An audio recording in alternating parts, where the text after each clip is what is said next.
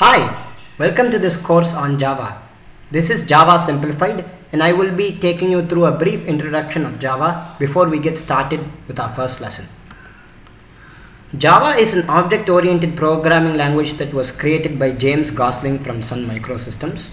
This company had been taken over by Oracle a few years ago, and James Gosling also had a team with which he worked on this language. While they were debating on possible names for the language, they initially decided on Oak, but then the team found out a few hours later that there was already a programming language whose name was Oak.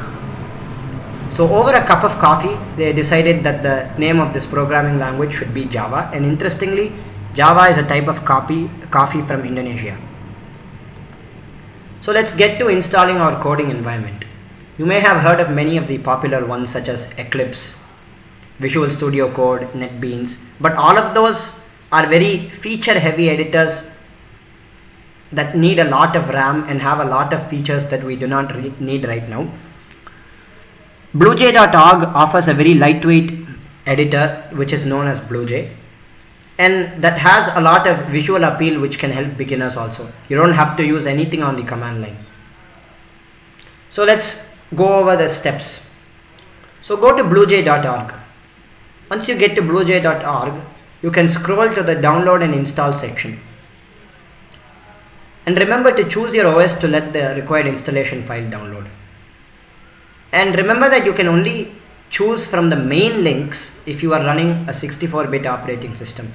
In case you are running a 32-bit operating systems, you will have to look at the little blurb of text underneath the main set of installation files to see that you can have to download BlueJ 4.1.4 for 32-bit operating systems.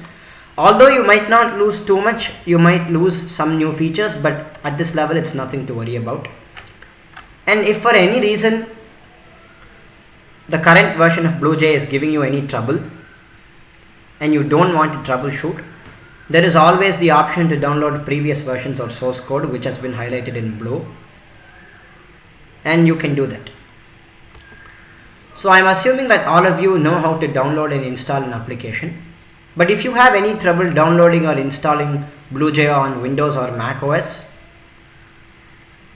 or just in case you do not know how to, I have linked 2 videos in the description.